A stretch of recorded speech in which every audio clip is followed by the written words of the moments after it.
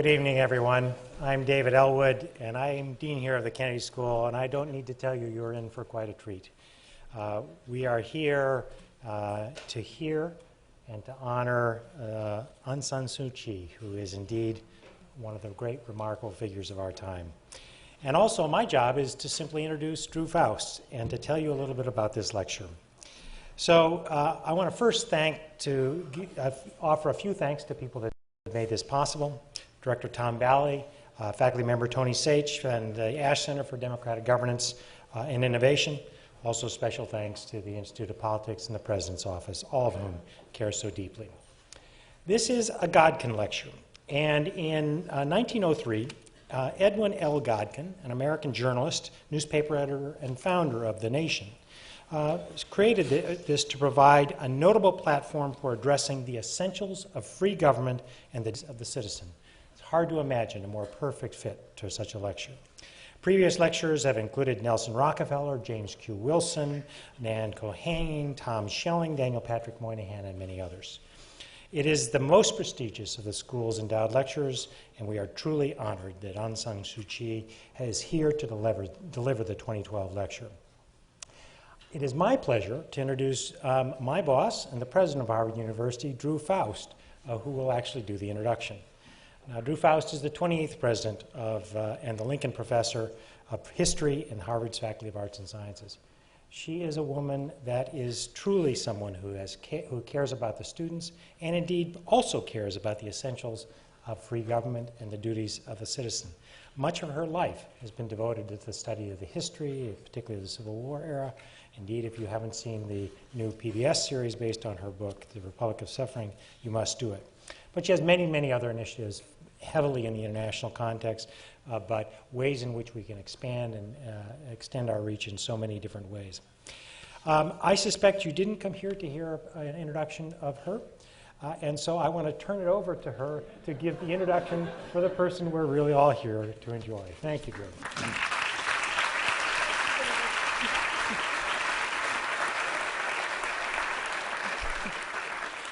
Thank you, David. It is such an honor to be here tonight to introduce our distinguished guest and this year's Godkin lecturer. Nearly a quarter century has passed since Daw Aung San Suu Kyi returned to her native country to comfort her ailing mother. It was a homecoming that would profoundly alter the course of her life. In the midst of upheaval and unrest, she made an unflagging appeal for democracy and human rights, an appeal that roused the support of her countrymen and ultimately attracted the attention of the whole world. At the time, Daw Suu spoke of her decision as a kind of duty, an inheritance of the legacy of her father, Aung San, who had worked tirelessly to enable a nation's independence until his assassination in 1947. Daw Suu recalled thinking, "This is not a time when anyone who cares can stay out." With her supporters, she formed the National League for Democracy in 1988 and became its first general secretary. Within a year, she was denied the opportunity to stand for election and placed under house arrest. From that day, in 1989, Daw Suu has maintained a serene tenacity that continues to be a defining feature of her leadership. Despite imprisonment and intimidation, confinement and surveillance, she has stood always for nonviolent opposition, for unity in the face of adversity, for lasting freedom from, in her own words, the enervating miasma of fear. In 1991, she was awarded the Nobel Peace Prize. 19 years later, she was released from house arrest.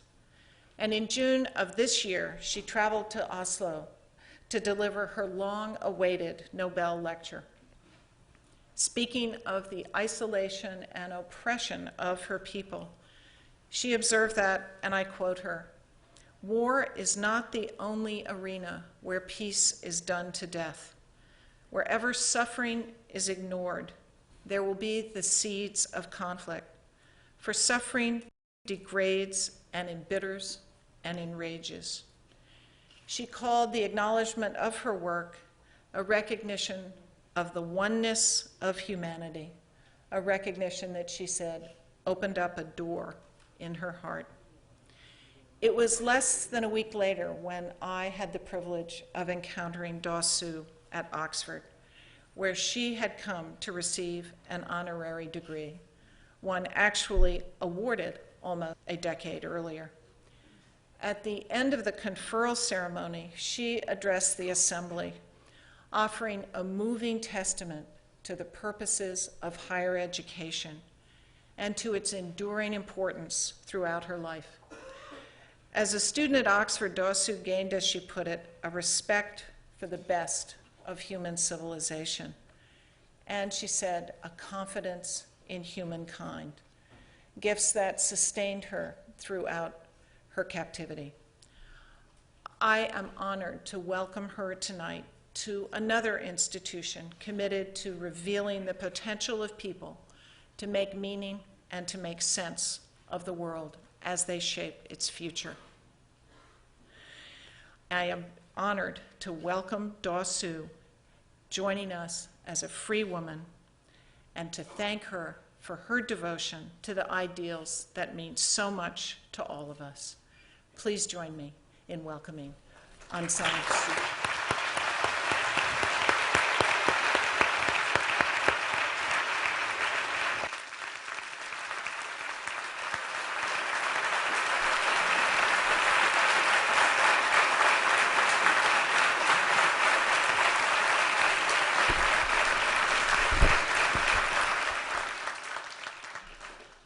Thank you very much for a very warm welcome.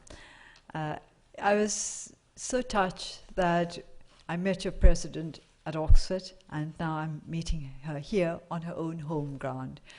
Not because I'm meeting her here, but because I'm meeting her in another university. It shows that the greatest educational institutions of the world have links with one another. And these are the links that we would like extended to our country in due course of time. But this evening, I'm not going to talk about education. I would like to talk about how we have to prepare to be citizens of a free society. Burma lived under military dictatorship for half a century. The first military regime took over in 1962. And now that we are in 2012, that was 50 years back. Change has started coming to Burma, but we have not yet seen the fruits of this change. We have started out on the road of democratization. And as we go along this road, we have to prepare our people to be citizens of a free society. So many questions are now asked about what the government is doing, what its intentions are, why it is doing what it is doing. But not enough questions are asked about what the citizens are doing and what we are doing to prepare the citizens to live, our citizens, to live in a free society. When you have lived under dictatorship for a long time, you do not know what it is like to live in a free society. People to this day are still afraid.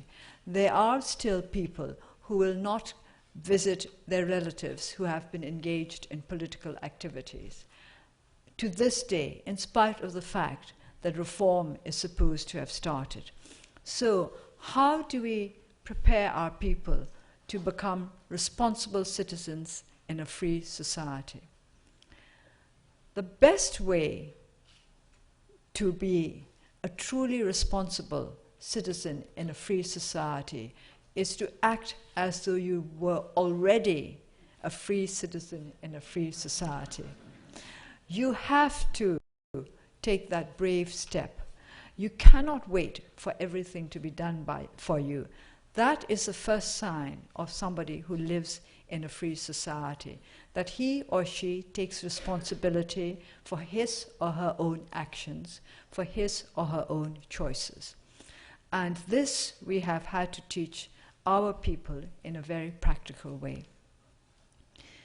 When we decided to contest the by-elections in April, we went out campaigning throughout the constituencies where there were vacant seats. Now, we took out a very simple message to our people. There were going to be elections, and in the elections, they would have the right to vote. And it was important that they should exercise that right, which is also their duty. If they did not exercise that right, which is also their duty, they would have no reason for complaining if things did not turn out the way they wished things to turn out. So we explained this very simply. I put it in a very simple way.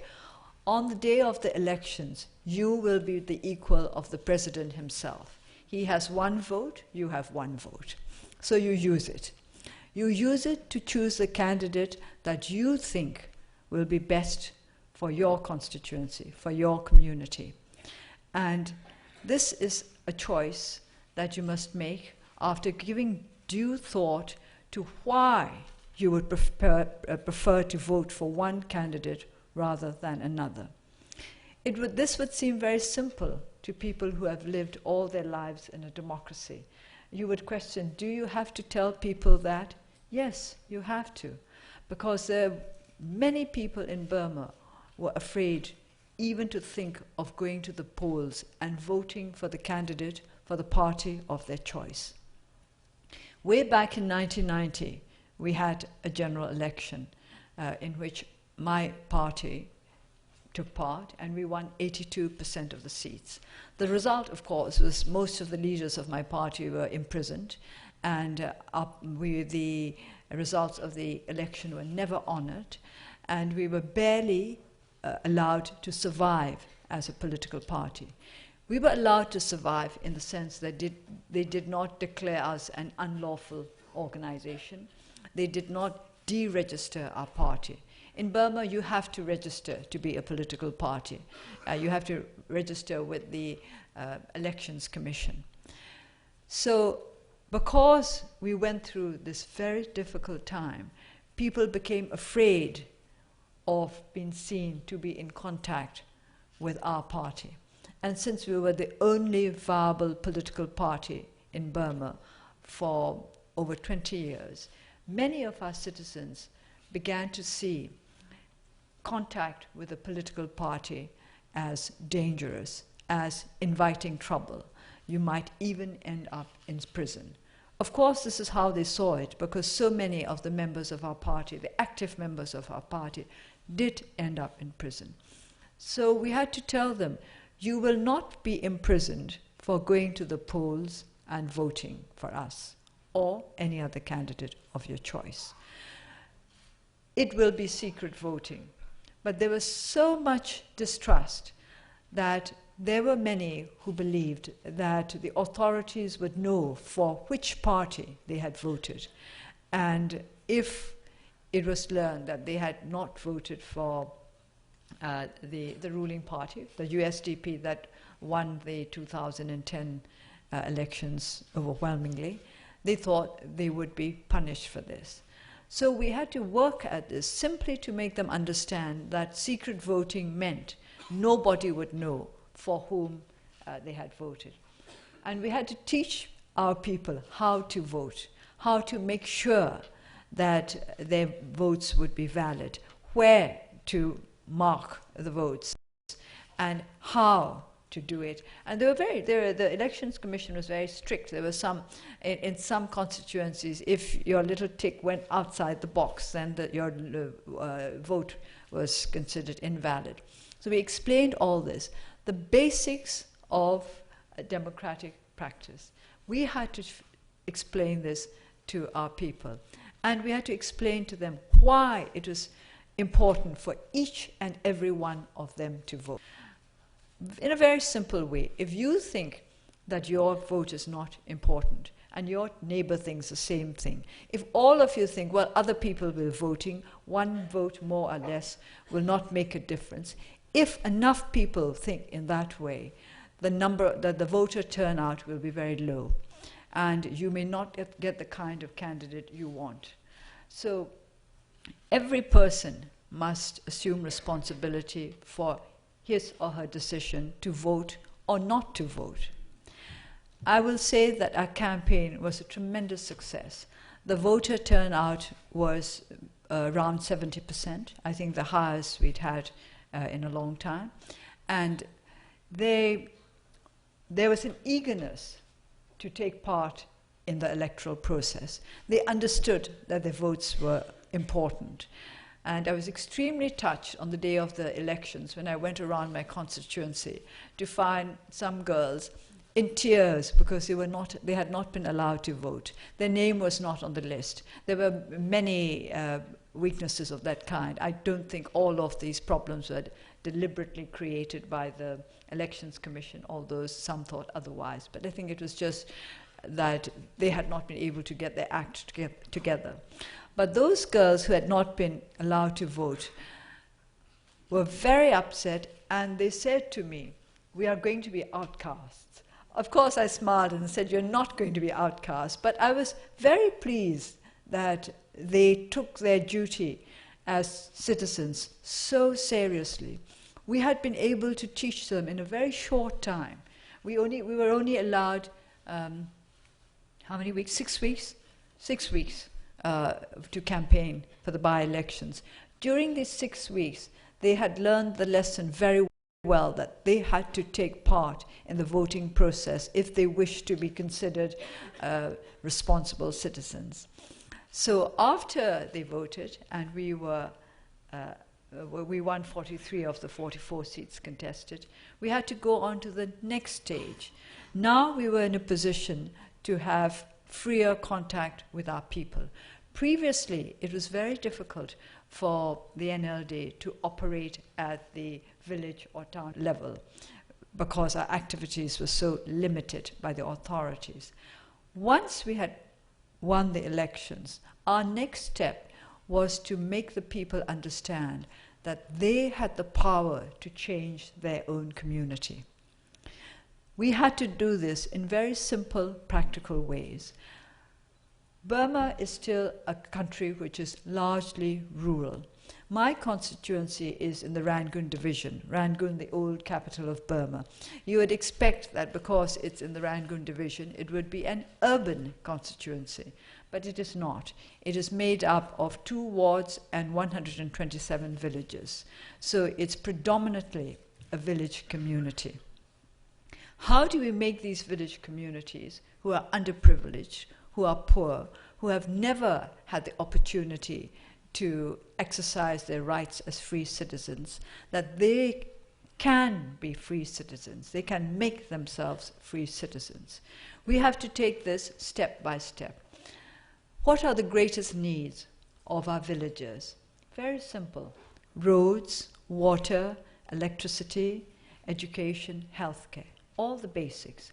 In my constituency, many of the roads are unusable during the monsoons, and this means that some of our children do not go to school for 5 months of the year because getting from their village to the village where the school is situated is too difficult. And water. In many villages, we still do not have sufficient potable water, and especially our young women and girls spend hours trying to get to where there is water available. So we started off with simple projects such as the digging of wells. Well, of course, things like that take money, and we're not a rich party. So we could only start on small projects. But each project that we started, we wanted to make it the kind of project that would teach our people to be citizens in a free society, taking responsibility for their own community. So we laid down a very simple set of rules for the digging of a well. If a village, if a community wanted a well dug for them, they have to abide by certain ground rules. First of all, of course, they have to choose a place which was accessible to all. It should not be private property, because we do not want the well to become the private property of somebody in whose garden, for example, it was dug. Secondly, it had to be in a place where the greatest number of villagers could have access. If it were, say, to the north of the village, then everybody in the south would find difficulty getting there. So it would have to be in a central position. Thirdly, of course, there had to be potable water. And fourthly, and for us that was most important, the villagers had to be prepared to form a committee to take care of the maintenance of the well. And they must take responsibility for the maintenance of the well that is dug for them.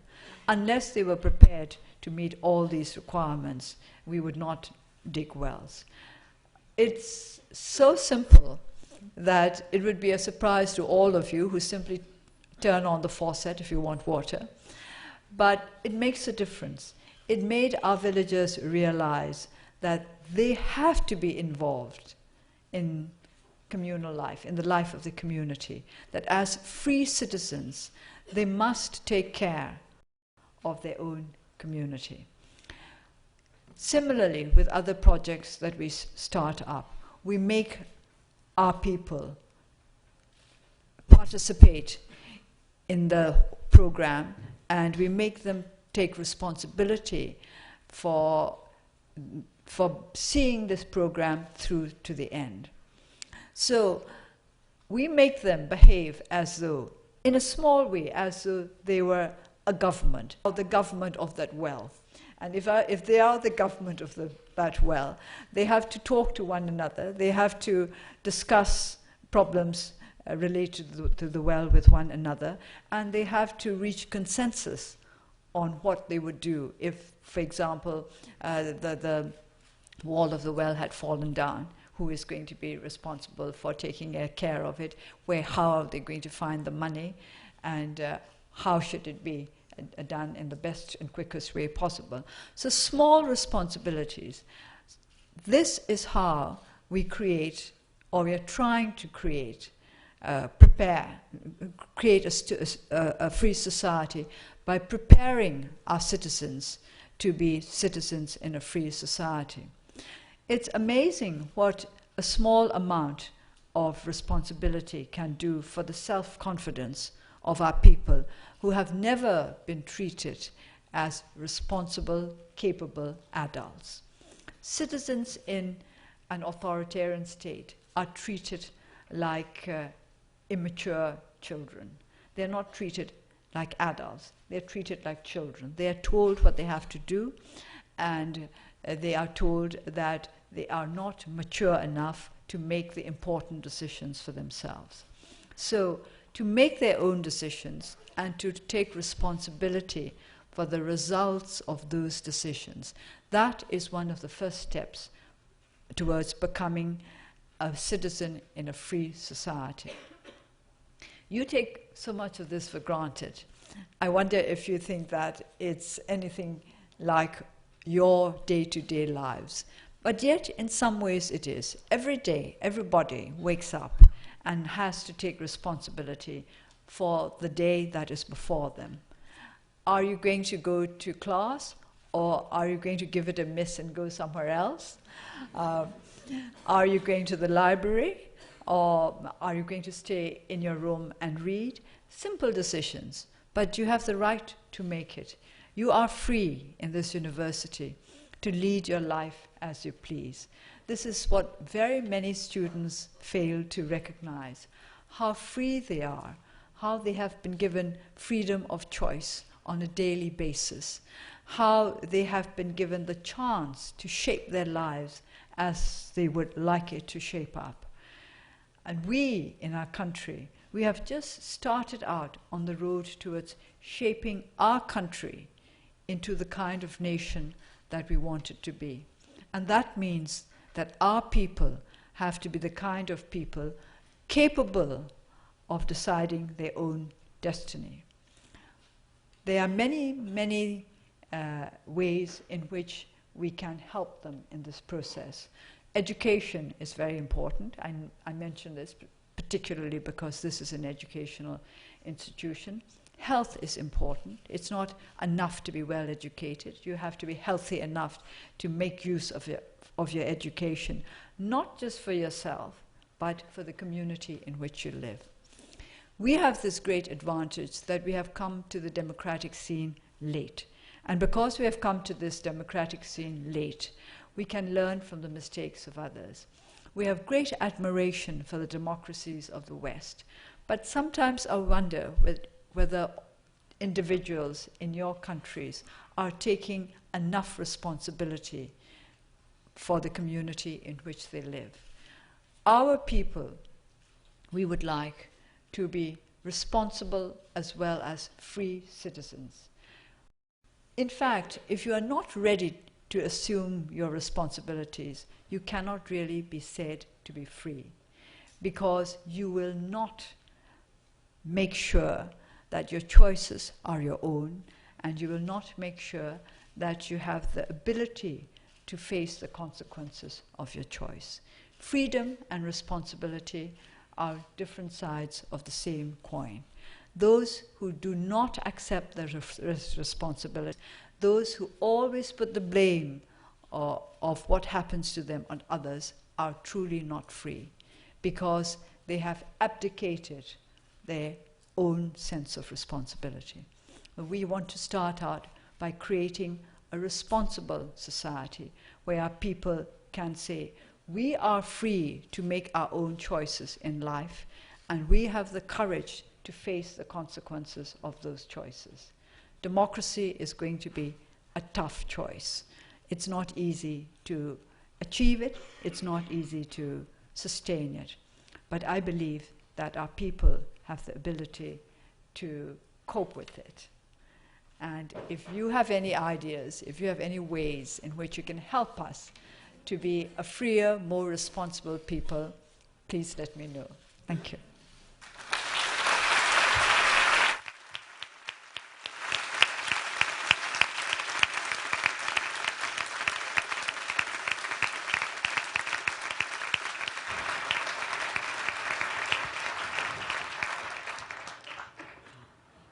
Thank you very much. And we now have time for questions.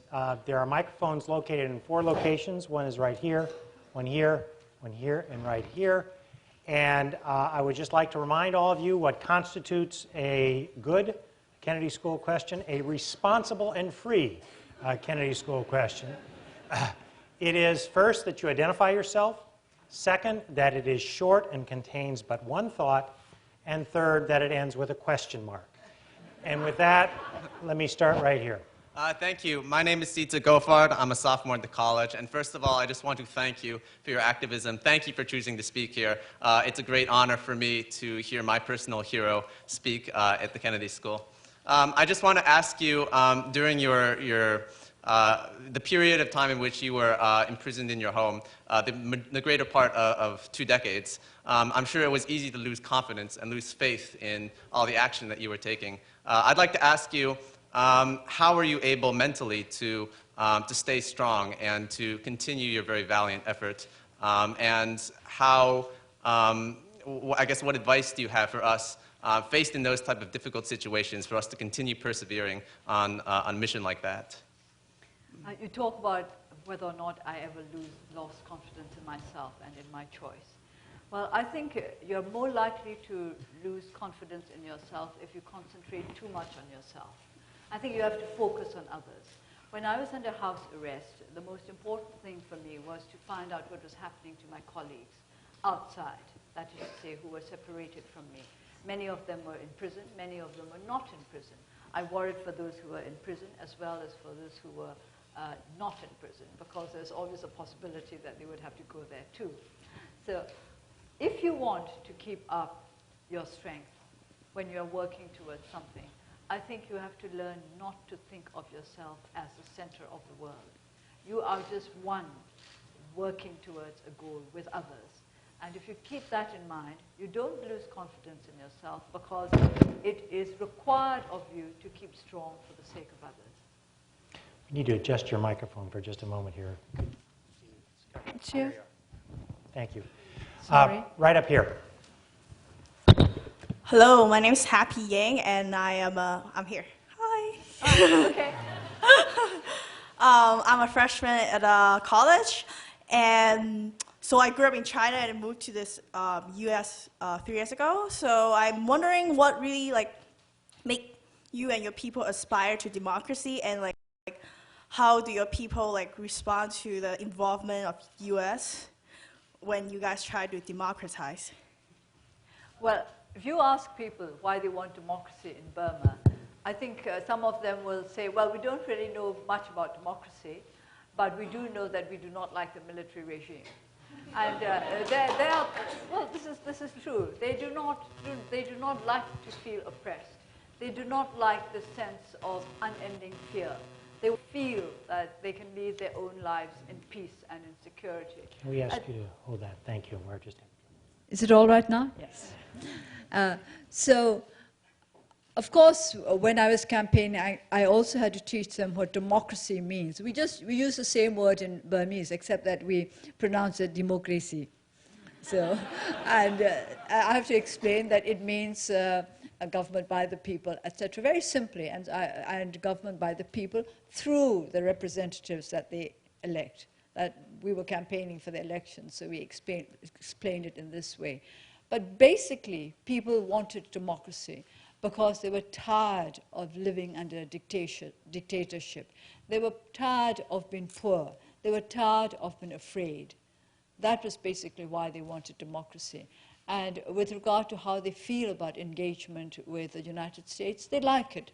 They see the United States as a champion of democracy, as the most powerful democracy in the world. And they also think, in a very practical way, that engagement with the United States could mean that we would be materially better off. Thank you. Daw Aung, my name is here. My name is Fuadi Pitsuwan, second-year student here from Thailand.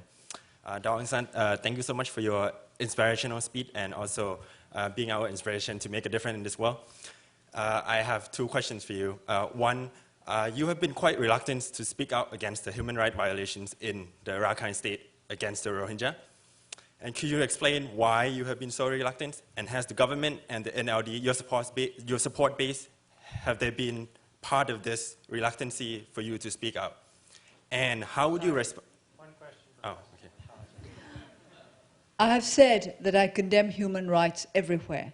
And you must not forget that there have been human rights violations on both sides of the communal divide. So it's not a matter of condemning one community or the other. I condemn all human rights violations. And also, I'm sure you're aware of the fact that the government has appointed a commission to look into the situation in the Rakhine state. And in my opinion, this commission must be given every chance to make a success of their task with which they have been entrusted. I think there are too many people try to make political capital out of the situation by speaking up for one side or the other. And I do not intend to do that. And I have said quite openly that if people want to criticize me for not taking sides, I'm ready to accept that criticism.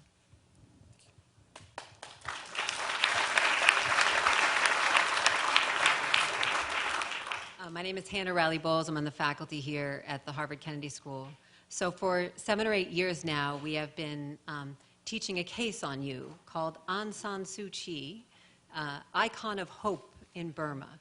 But I've now heard you say many times that you don't want to be seen as an icon. And I would love if you would share with us how you envision your evolving leadership role now that you are also able to work from within the government. I think I said earlier at our meeting that I've always thought of myself as a politician. I've been very surprised when people make remarks like, well, she's been an icon for 20 years, now she must start learning about politics. What do they think I've been doing for the last 24 years?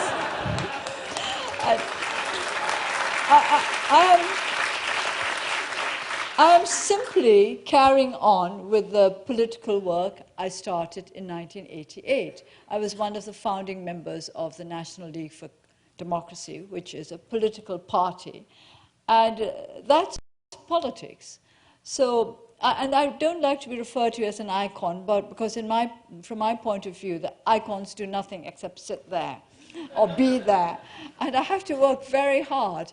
Even during the days when I was under house arrest, I had to work very hard to lead a disciplined life.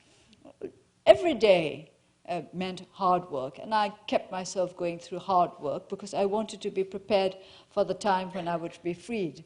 And I was ready to do that. The day that I'm free, I have to plunge straight back to work, and I have to be fit to do that.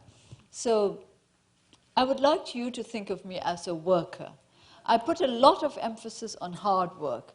I keep saying to our people, you want something, you work for it. We have according to the Buddhist teachings, there are 4 requirements for success.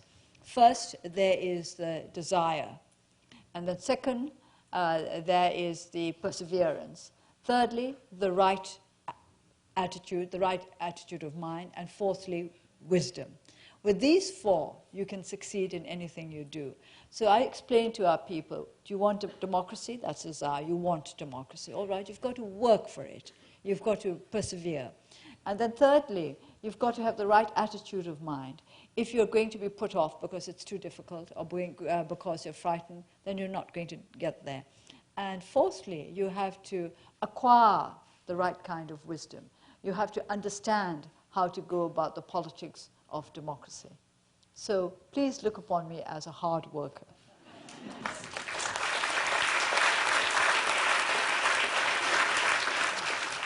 Ma'am, thank you so much for sharing your time with us. My name is Sarmat Palijo. I'm a Mason at the Kennedy School.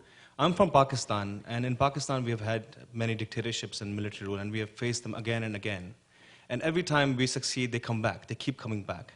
But I'm very proud to say that you have been our hope. I mean, although you say you're not an icon, for us, you're more Pakistani than you realize when we are fighting those dictators. We have had Benazir Bhutto, but unfortunately she was murdered. And now we have someone like you. But who's your hope besides the people of Burma?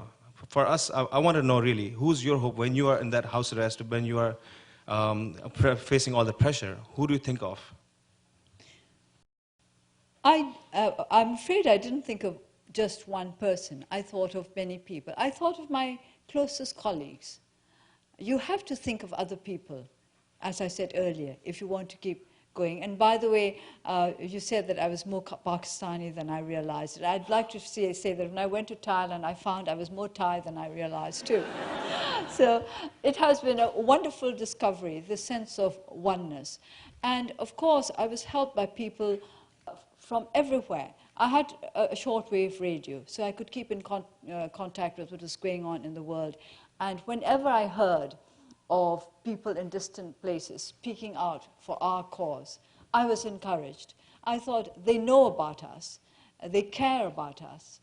And I also want you to think about something. I won't put it to you as a question because I don't think you'll be allowed to answer by the moderator. Why do you think Pakistan keeps falling back under dictatorship? This is something that I would like you to find the answer to and let us know, because certainly we would not like Burma to get into that same syndrome of out of dictatorship, in again, out of dictatorship, in again. So please give us your answers. Please send your answers. We'll exchange notes. Thank you. Good afternoon. My name is Sarah Fillet. I'm a freshman at the college. It's an honor to see you today. My question would be, what lessons do you think other countries attempting to democratize can learn from Burma and your particular work? But we're still in the process of learning from other countries. I've always said that because we're right behind everybody else, we can learn from their mistakes. And we are still learning. I think the lessons that you can learn from Burma, as from any other country that has made a successful transition from dictatorship to democracy, is the value of negotiation. I've made the point that in Burma we are very weak when it comes to negotiated compromise. We are culturally weak in this because there is a question of face. People who are in a superior position do not like to compromise with those whom they think of as their inferiors. They see it as giving in. They see it as a failure. This is part of our traditional makeup, our cultural makeup. We have to change this. We have to make people understand that a negotiated compromise is a very difficult thing to achieve, and they can take pride in it should they be able to achieve it. So this, I think, all those who want to make a successful a transition to a democratic society must learn. The value of negotiation, the value of intelligent compromise. Right up here. Hi, good evening. My name is Tiffany Lazo. Here, sorry. I'm from Puerto Rico, and I am a freshman in the college. And I just wanted to say thank you so much for being here. It's an honor. I'm in shock. I just wanted to ask you, how is it possible that you were able to mobilize and call attention to the Burmese cause and to the conflicts within Burma and become such a role model to the international community despite governments and nations being driven by economic concerns over humanitarian concerns generally? Well, actually, I don't know. I don't know how it is that so many people all over the world have taken such an interest in what we have been trying to do in Burma. In my recent travels in Europe, I was astonished by the people who came up to speak to me and to offer me words of sympathy and support, because they were people from countries where I would not have imagined there would be support for what we were doing in Burma. From the Middle East, from Africa, from China, from all over the world. It was amazing. I would not have been surprised about support from Western European democracies or the United States, but Africa and the Middle East, I had not even known that they knew about us there. So I don't really know the answer. How is it that people know so much about what has been going on in Burma? You should be telling me. You're very known in Puerto Rico, so thank you so much. Daw Suu, thank you so much for your work towards a democratic Burma, and thank you for gracing this side of the Pacific. My name is Kevin O'Donnell, by the way, I'm a freshman here. My question also deals with the conflict with the Rohingya. As you said, it can be very politicized. How do you think we could rise above the debate between two sides and start to integrate this minority into the Burmese democracy? I think you should look at both sides of the divide. When we talk about human rights violations, I think you must remember that a lot of these violations were committed by the authorities, not just against the Muslim population, but against the Buddhist population too. People forget that the Buddhists in the Rakhine are also very poor. They're poor, they also have been deprived of the civic rights. Of course, it's worse for the Muslims, but human rights violations are committed by the government, not now.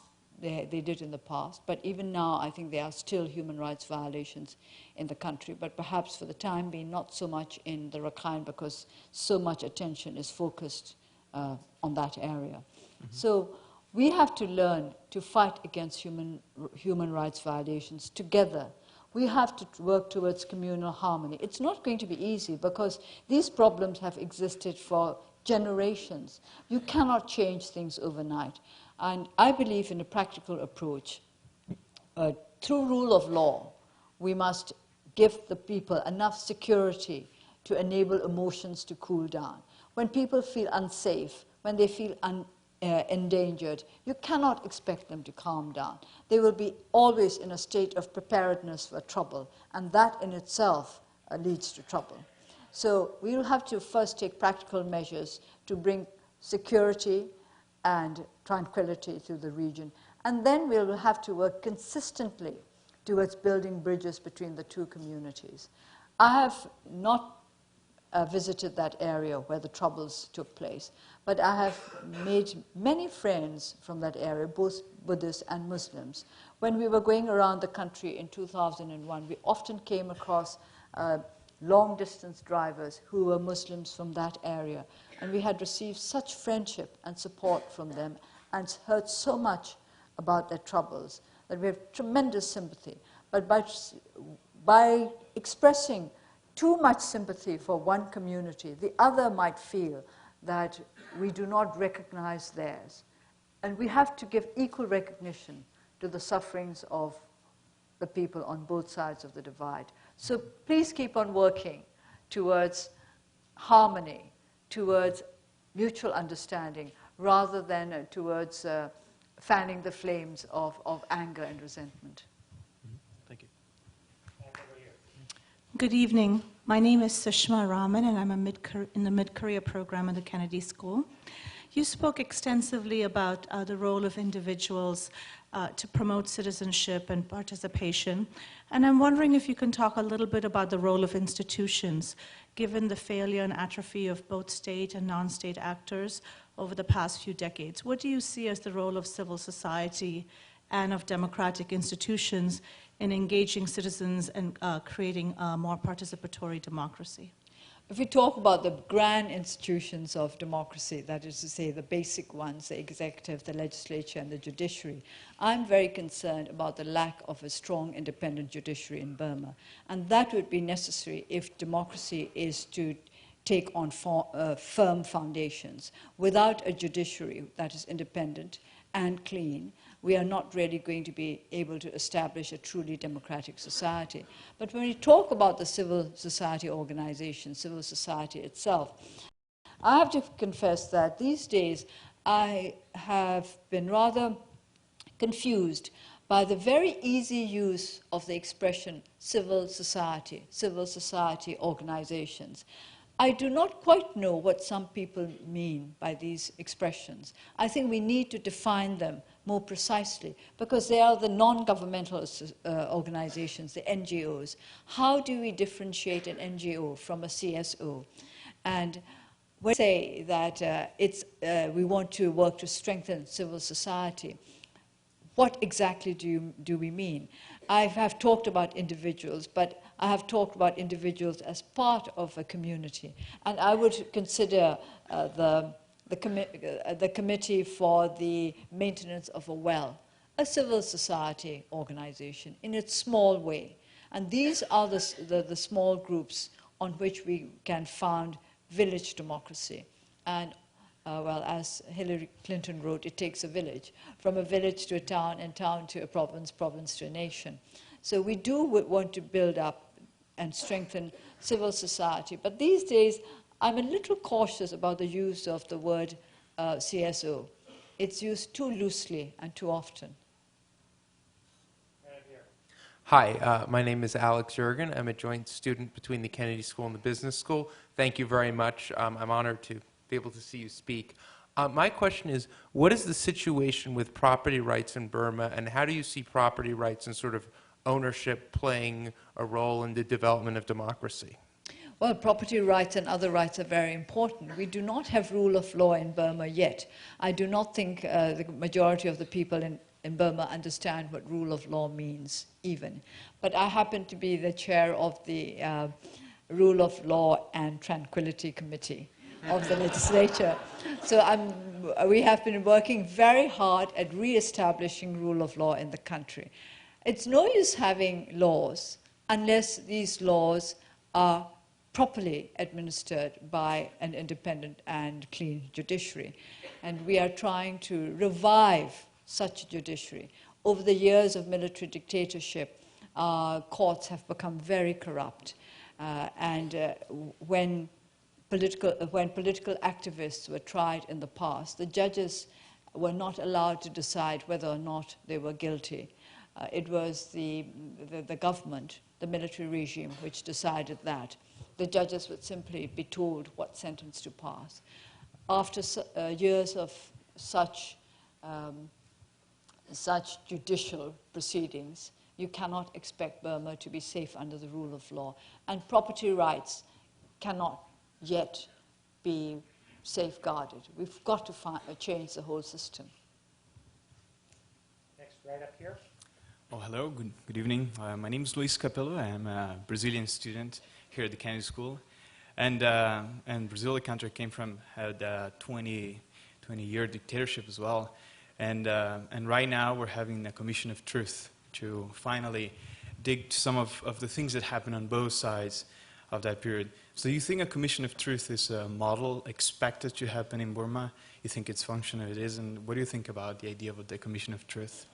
I do not think we should look upon a commission of truth as a necessary model for any community that is making a transition to democracy.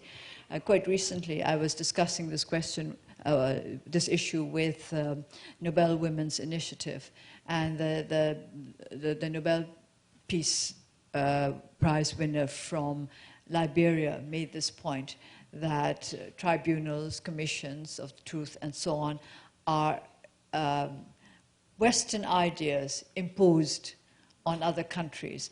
And she thinks that there could be great danger in imposing such commissions. She said that in Liberia, the Commission of Truth became provided those who had committed atrocities with a chance to talk about what they had done with complete impunity. And she said that didn't help. People became embittered, resentful, disillusioned, and she was totally against the idea of truth commissions. So this is one opinion. Now, in Burma, there have been people who think that the generals should be tried before a tribunal, but I would not say that there are many voices calling for such tribunals. For my own part, personally, I am not keen on retribution. Even if we go for justice, we have to go for the kind of justice that Desmond Tutu refers to as restorative justice. I also have to admit that I am perhaps in a position not to feel vengeful against the military regime because they did not treat me badly. They simply placed me under house arrest. So you've got to remember that that does not mean I was treated badly. I was just not allowed out of the house. Whereas many of my colleagues who were kept in prison were treated very badly. So I cannot speak for everybody when I say that I do not want revenge, and I do not want to further increase the wounds of our nation.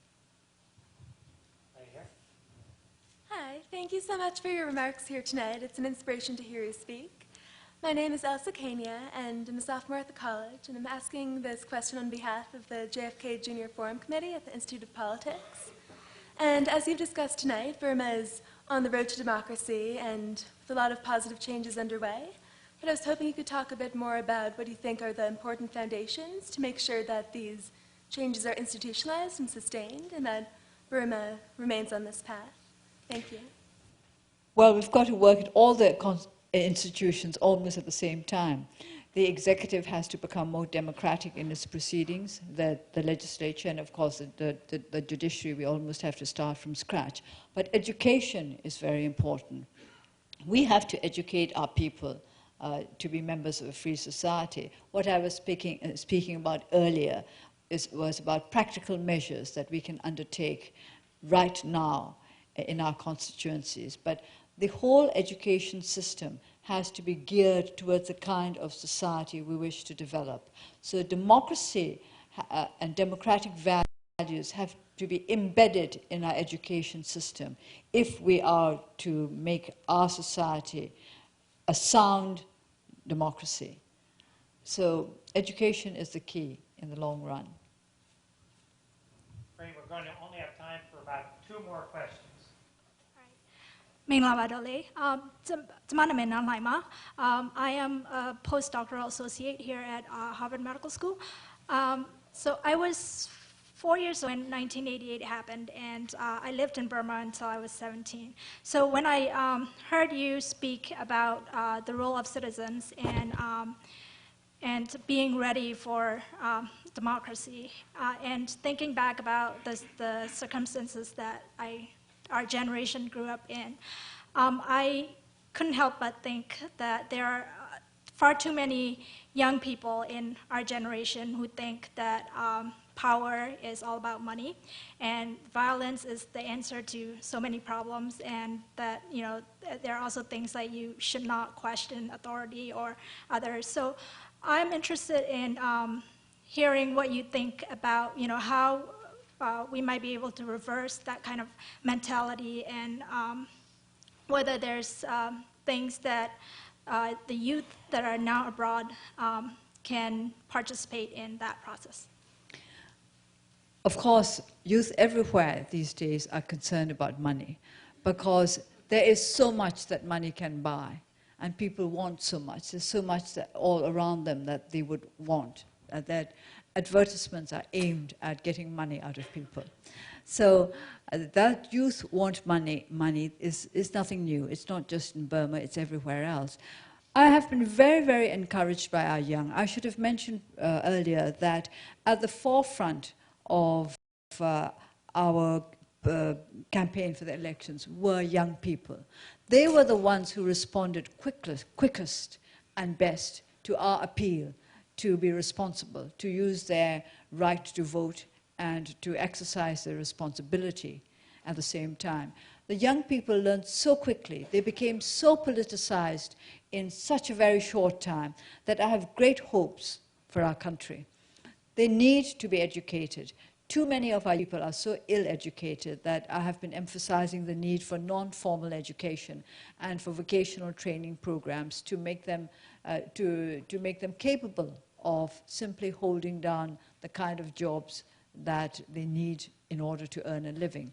So I have great hopes for young people in Burma. Now, those who have left Burma and gone abroad to study or to work, perhaps they are in a different situation. Perhaps they have more choices open to them, and it is up to them to decide whether or not they would like to go back to Burma to help our people there, or whether they would simply like to live their lives abroad, which they have a perfect right to do. But I don't think I would like to say that our young people in Burma are selfish and care only about money. We've come across many who are not like that and who are prepared to take on the responsibilities that we're prepared to give them. Last question. Hi, my name's Josh. I'm a student here at the Kennedy School, and we're all so honored to have you here at a time when you can visit and, frankly, return home at your own free will. And I want to ask you a question about a time when that was not the case. Of many times when that was not the case. In particular, 1998, you had to make a very tough choice. And you said that, in your remarks, you said that democracy is a tough choice, and you obviously are someone who knows about tough choices. And I want to ask you how it felt in 1998 when you had to choose whether or not to leave, and you didn't because you probably wouldn't have been able to return home. I'm not going to presume that I know how that feels, having read about it on Wikipedia, so I want to ask you, like, did it make you feel weak or feel strong, or like, how did you feel? I never thought there was a choice. I never thought of leaving Burma, as I always thought that as long as there was one person in Burma who still believed in democracy, I had to stay with that person. So it was never a matter of choosing then. I had made the choice already. I made the choice in 1988.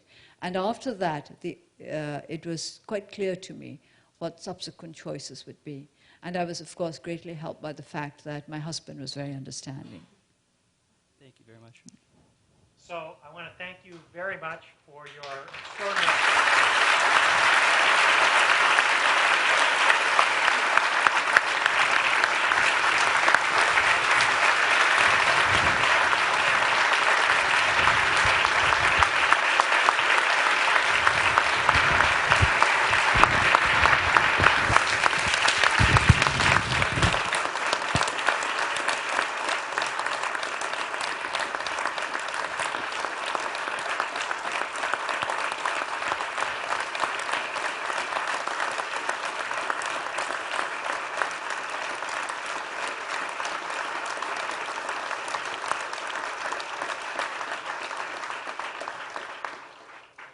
may not be an icon in your own words, but you certainly are an inspiration. So thank you very much for your hard work. Thank you.